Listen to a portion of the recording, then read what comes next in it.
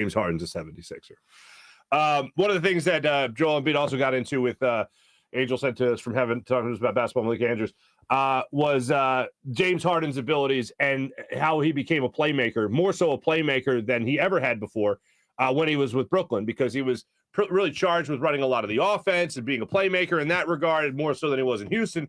In Houston, he was the play. He wasn't necessarily the playmaker. He was the play. So now coming here to Philadelphia with him running point guard, there's going to be a little feeling out process between him and Joel Embiid.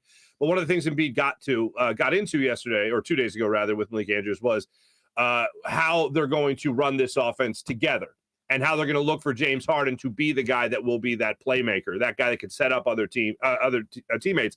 And one of the other things you got to keep in mind with James Harden is how much of a triple-double threat he can be.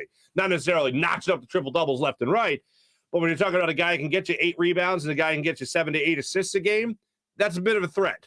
So when it comes to being the playmaker here in Philadelphia, I'm really interested to see how Joel Embiid's game changes and how James Harden's game changes to play well with one another. Not a lot has to be done. One thing I'd like to see from Joel Embiid is more of the pick and roll where he actually goes to the basket and not pick and pop, so to speak. That's what I want to see from Joel Embiid.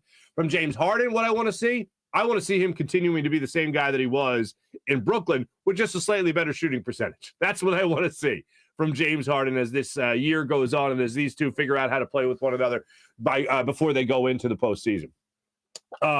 One last thing, actually 2 things that I want to get into from Danny Green's podcast that I haven't seen out there in the mainstream media. I haven't seen too many people write about or even tweet about. One has to do with Joel Embiid. And Danny Green talked about his respect for Joel Embiid and why he was an all-star by saying that anything the team needs, Joel Embiid is not the type of guy to go out and say, hey, Danny Green, we need this, so you do that. He's not the type of guy to go to Tyrese Maxey and go, we need this, so you do that. He's not that guy.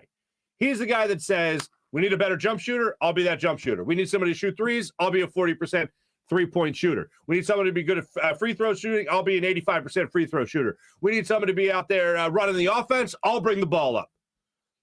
And probably one of the most drastic differences from last year to this year is Joel Embiid bringing the ball up. Now, why is that? Because you don't have a true point guard. Now, as much as I love Tyrese Maxey, he's not a true point guard. Hopefully he develops those instincts that a point guard should when it comes to being a playmaker, and hopefully having James Harden here next to him will help that maturation process of Tyrese Maxey.